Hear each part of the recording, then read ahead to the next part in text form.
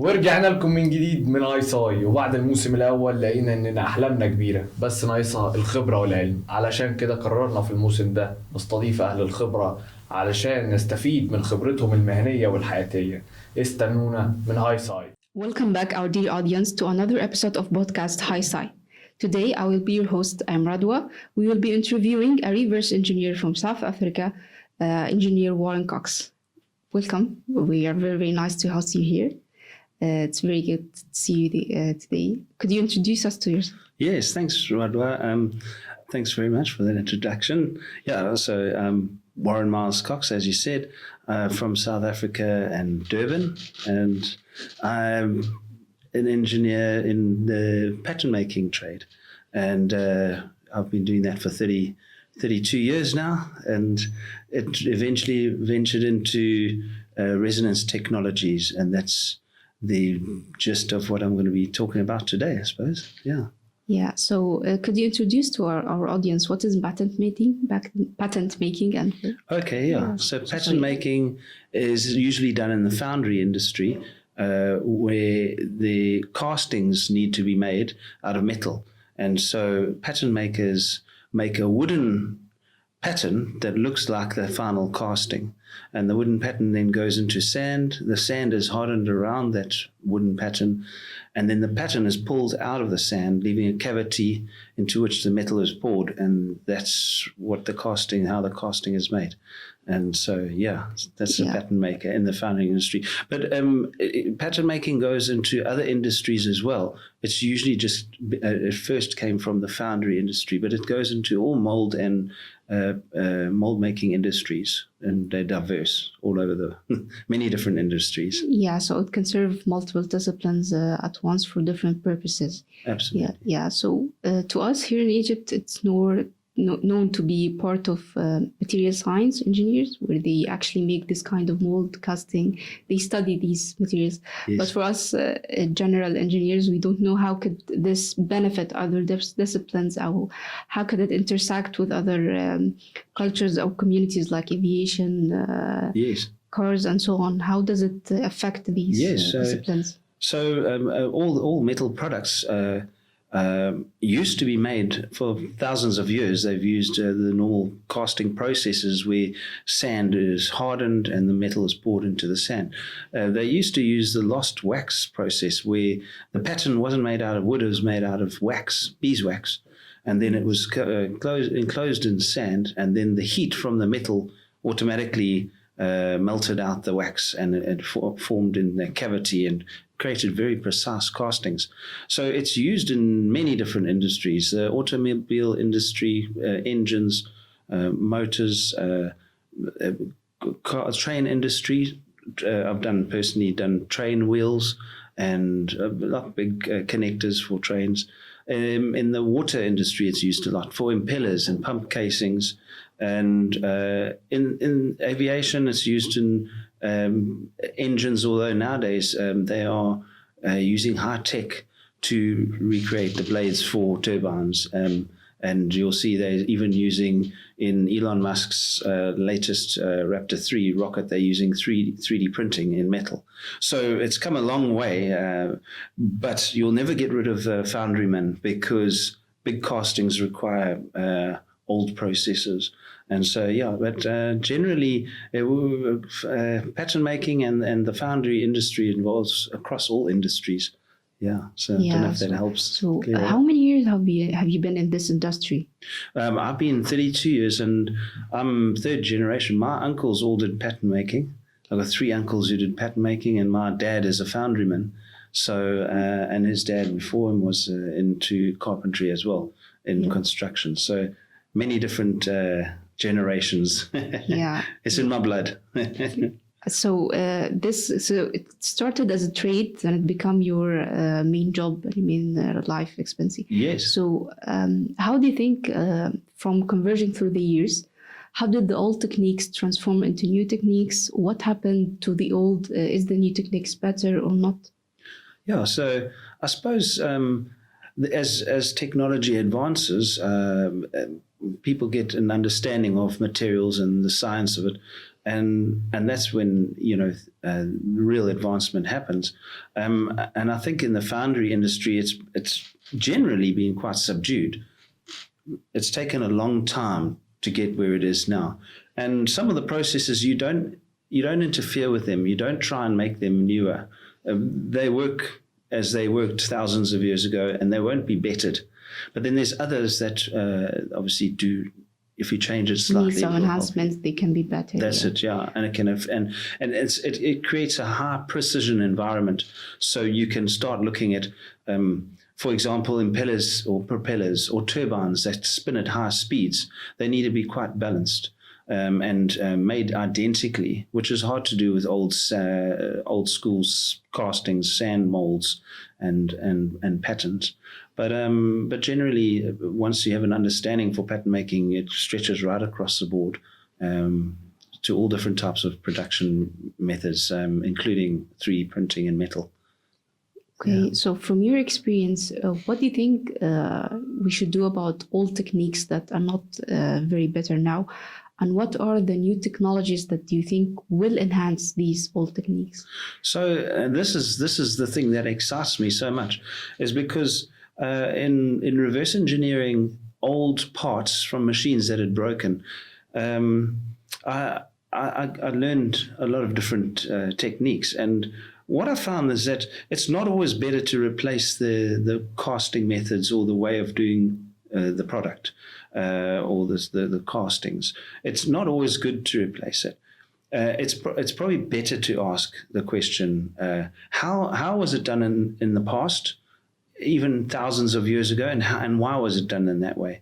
And what I've found is that over time, we think we're cleverer, and we start to do high tech, for example, transmitters, deep space transmitters.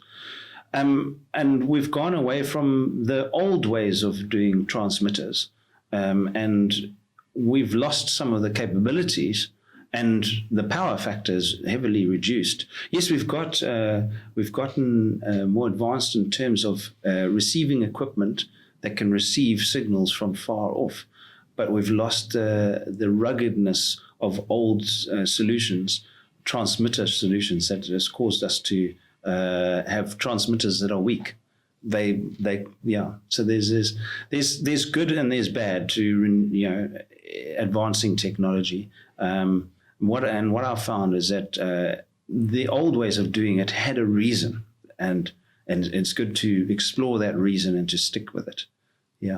So what are your opinions so that we can mitigate the problems that are rising in the new technologies, so that we can get back to our same founding and get the same good results from the old technologies? Just go back to the basics, first principles.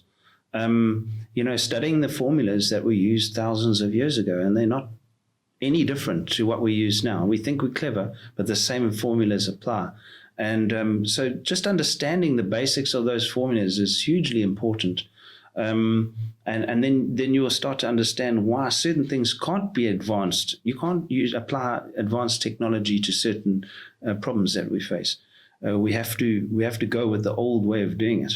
And yes, so nowhere more important is that than in the transmitter, and especially the deep space transmitter, or resonant cavities, we see that the same formulas that we use now were used back then, thousands of years ago, to amplify sound through a speaker. So a pyramid speaker box or a cone-shaped speaker amplifies your voice in different ways than a cylindrical pipe. And those are two different resonant cavities, and they have the specific frequencies which they support. But understanding the formulas that govern those, the frequencies, the modes within those resonant cavities is quite important. I think that's been the thing that's been very exciting for me, is just understanding it, and then from there iterating and perfecting on their old techniques.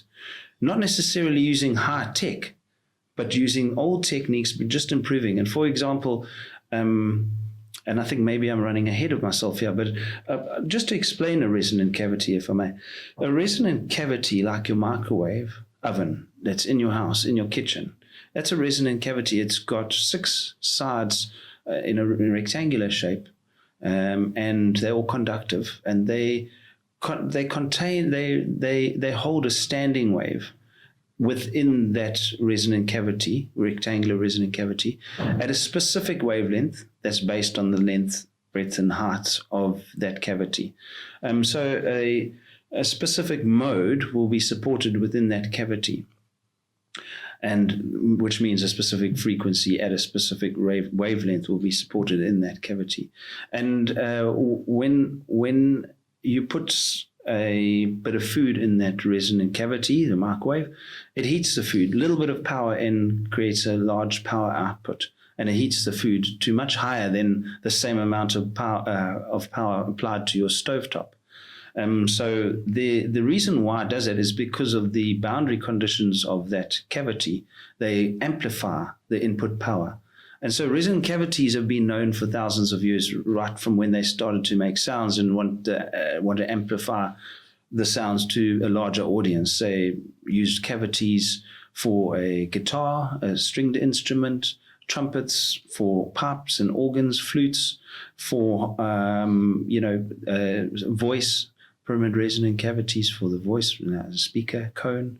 So and all these different types of cavities are designed for a specific frequency that they operate at, or let's be specific, a specific frequency profile that they operate, which is a range of frequencies outside of which resonance cannot happen. And so, yeah, the resonant cavities are quite important in terms of sending and receiving signals, and we use them today. Microwave resonant cavity is one of them. The pyramidal feed horn and the waveguide in your DSTV, or we call it DSTV in South Africa, you can call it satellite TV dish. Here in Egypt, it's got the parabolic dish which receives a signal and bounces it towards the center point, which is caught by a pyramid feed horn. And that feeds into a waveguide, and then from there it's digitized, it's decoded, and they change the frequency slightly. There's all sorts of things they do with it, but generally it's the same system that was used thousands of years ago. Same formulas principles are applied today to generate multiple products and Yes. aim to get the same result. Absolutely. So how do you think these principles affect your industry as a patent engineer? Absolutely, yeah. What effect do they have on this? As you said, it's a trade which you inherited from your grandfather and great-great-grandfather. Yeah. So did your great-grandfather apply the same principles that you are applying now to the same trade? And how did it affect his work and affect yours in comparison? Yeah. So, just in terms of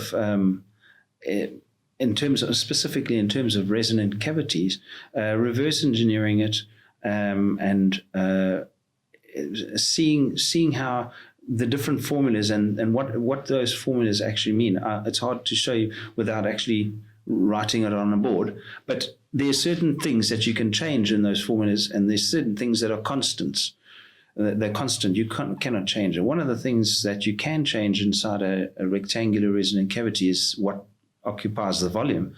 So if there was a vacuum in that cavity, it's different to as if there was air in the cavity. The resonance is different. The resonant frequencies are different, simply because the speed of light is slowed down in air. And it's slowed down more in other materials. And so you can fill that cavity with high permittivity, high magnetic permeability materials to enhance the quality factor greatly. So that's where it's using the same old formulas that they used thousands of years ago, and just increasing the permittivity and the permeability of the material in the center of that cavity, and can increase the quality factor. How that's benefited is really, it's taken an old way of doing things and made us able to transmit out to deep space And yeah, so when you build a resonant cavity to be able to transmit, that power is limited. It's a limited amount of power input that you have. And so you need to amplify that power or magnify that power. And so the cavity does that very well. And then, for example, a rectangular resonant cavity, the energy goes out in all directions. But a pyramid resonant cavity, it's got more directivity. So it increases the amount of power that's received at the receiver, which is a big deal. It allows the possibility of light speed space travel, deep space exploration, when talking about 300 million light years away. It also changes the type of signal that you can send. It changes a lot. And the exciting thing is, if you go back, you see that it was done in the past. That's what excites me. Yeah, so discovering that what we are trying to do today actually did happen in the past and it was successful, and trying to imitate it again or do it from scratch is really important in reverse engineering. Yes. So I would like to ask, from the current, you can see that AI technologies are very fast developing in a very, very fast track. Yeah. How did AI technology affect your work? How did it help you? Was it insightful? Was it bad for your work? What No. was the effect of AI? Well, so it for example, and I think maybe I've missed a step in terms of being here in Egypt and having the privilege of seeing the Egyptian pyramids, and specifically the ones in Giza. The pyramid of Khufu and Khafre and Menkaure. Specifically, the pyramid of Khufu. The design of that pyramid resonant cavity is so precise, and it is so tuned to perfectly send a signal with very little attenuation over longer distances, light year distances. It sends a very coherent signal, so it stays together. It doesn't fall apart. So that type of transmitter is difficult to achieve in any other way. With current technology, there's one transmitter that comes close, but far. It's a transmitter in the US that detects the objects in space, little rock debris that fly around in space and can negatively impact the satellites and the space station, the ISS, Chang'e, all these different types of where people are in them. You want to know what's flying around in our low Earth orbit. And they use a transmitter that sends a pulse. It's a DC pulsed transmitter that operates at a split second. It operates up to 32 megawatts, 32 million watts. Now, that is perfect for spotting debris in our near-Earth atmosphere. It's only a couple of 100 kilometers away. But 32 megawatts in terms of deep space and sending a signal out into deep space, 1,000, 10,000, a million light years away, it's negligible. It won't work. There's just not enough power. And so, just in terms of designing a transmitter that can operate at high power, you need to know where's the power coming from. You can't just create that power from your plug point, plug it into your 50 hertz power, 220 volt power in the room. It's got to be coming from a bigger source of power, and the biggest source of power we have on the Earth is lightning. So at least your transmitter needs to be designed to withstand lightning, and that disqualifies most advanced technology that we have today. For example, if this transmitter that I was talking about, the 32 megawatt transmitter, was hit with lightning, it wouldn't be a good thing. It also would just send the lightning into the ground because it probably has lightning conductors. But whereas the old technology was made of rock, and that kept durability and stability. Absolutely. To be able to take the shock wave and Yes. continue on standing still. Absolutely, yeah. And its design has served the purpose of being able to harness huge amount of free energy instantaneously, not to power a city. Don't get me wrong; it's not free energy to run a city. There's other technologies that Ibrahim he looked into the paper, and that's really intriguing, and that's to do with piezoelectricity.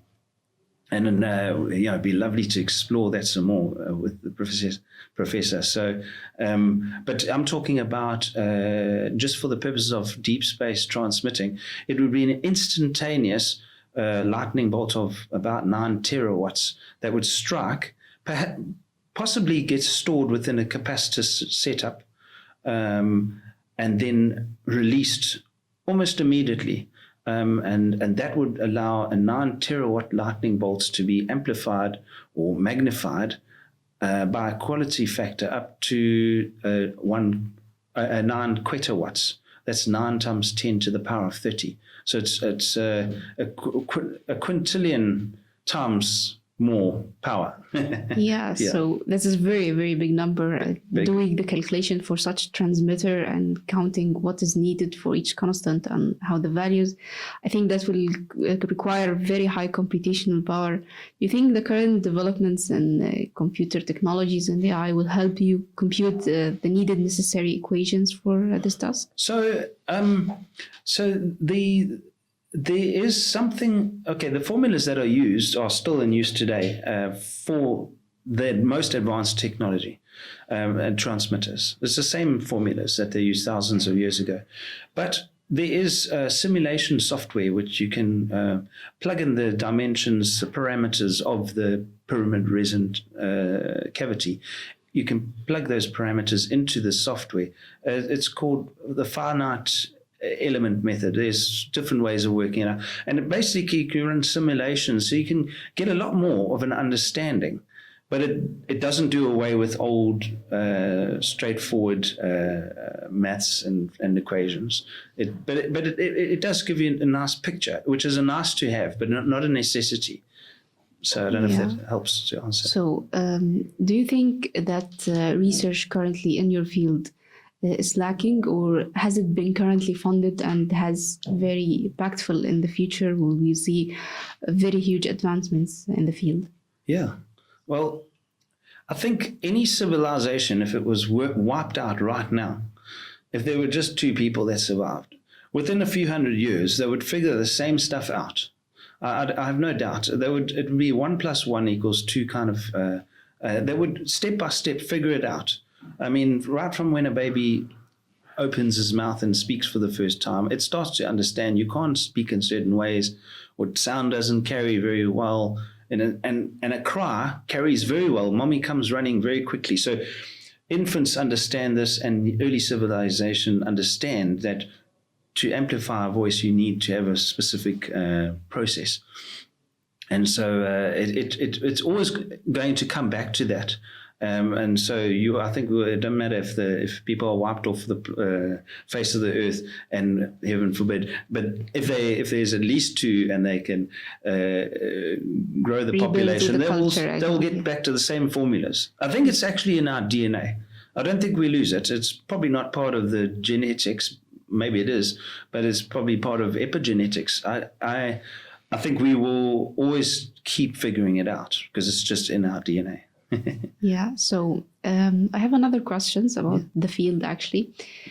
From your perspective, which fields do you think should collaborate more in order to advance your current field? For example, do you need collaboration with architecture engineers, computer engineers, or electrical engineers, for example? Which field with collaboration with will help advance your field more? Okay, so definitely in the architecture, 3D modeling and design, which is very basic, doesn't have to be advanced. The technical drawing, what we called it, EGD, I don't know, they call it by different names, but drawing on paper using instruments. So that's as basic as. Now, if you want to go better, then you just use a 3D modeling program, a CAM software, computer-aided modeling software. So that's helpful.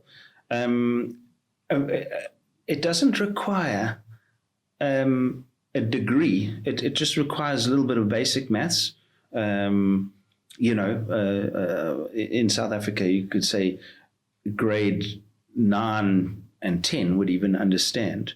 I don't know what the grades are here, but at about the age of 14 or 15, you should have enough maths to be able to figure it out. It's not that difficult, and so that would be a good to get a good understanding of experiments. Experiments always help, throwing cheese in a microwave to see the different modes of operation, see where the hot spots are, and measure the distance between to get the wavelength. And you can fill around with scientific experiments to figure more stuff out. But as far as the different sort of trades that are needed to understand this, an understanding of concrete and the different additives to add, times, waiting times, a geologist, construction, geologist, material sciences will help enhance the quality factor. If I showed you a spreadsheet of all the different formulas that play into, and I showed you earlier, to work out the power at the receiving end, and how it gets lost over the surface of the whole sphere, and then how you can increase the power at the receiving end. It's a very simple formula, but when you put it in a spreadsheet, it looks a little bit harder.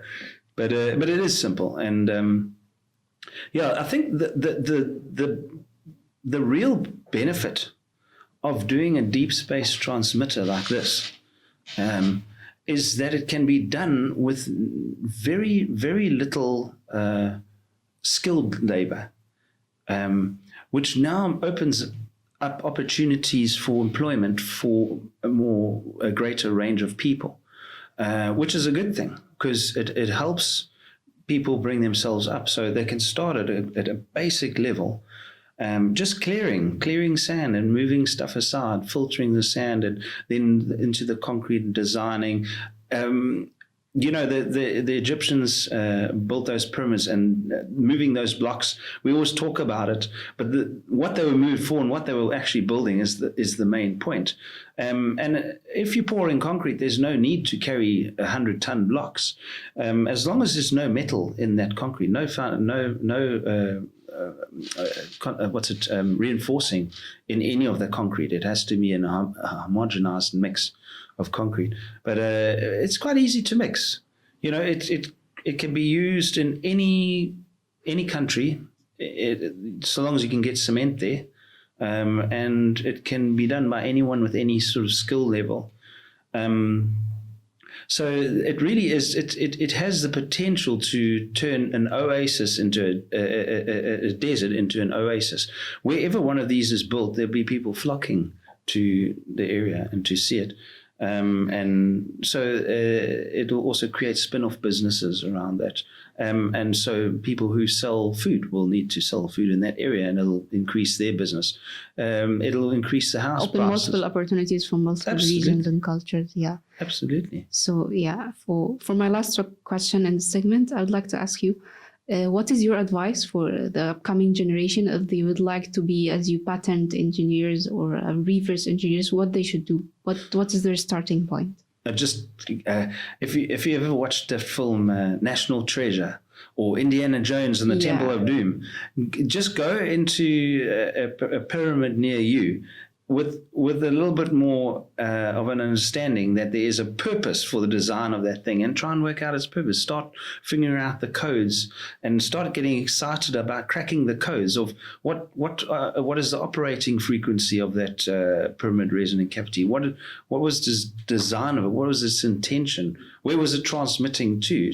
Start to get excited for, discovering things, breaking codes, getting the treasure. Really great. Yeah. My dream was to be like Nicolas Cage in National Treasure. There you go, exactly. Yeah, so, I mean, you've seen the films, and it's lovely. Yeah. That's what they need, enthusiasm. Yeah, the critical thinking, the ability to discover hidden things and so on, scriptures and old things. Yeah. Yes, definitely. And to scratch the surface rather than there's a great big pyramid. Well, no, you take it apart, like try and figure out why. What does it do? Why? There's reason. Yeah. And the exciting thing about that is once you start to pick at it and start to figure out dimensions and go in there with your tape measure and start to measure across length, width, height, and distances to and from, entry points for excitation and pickup points and all these things. Once you start to figure those things out, it comes alive, and you can actually realize that there's a whole story told with that rock, and it's been there for thousands of years. It's preserved. The king's chamber in the Khufu pyramid has never changed in 4,500 years. It's exactly where it was. It's preserved perfectly in history. Finding out where that king's chamber is in relation to its base and height will give some information as to what frequency it operated at. And that's always been preserved there, waiting for us to discover. And other pyramids and how they were designed, like the Red Pyramid and other, all sorts of pyramids around the world, we'll actually start to get excited about finding out how they worked. Yeah, so our history really is filled with wonderful things that need to be discovered. So it was really pleasant to host you today. Thank you. Now we are going to move on to our business and marketing segment, which will be hosted by my colleague Adam. Okay. Thank you so much for attending and having this wonderful discussion with you today. Thank you, Radwa. Thank you.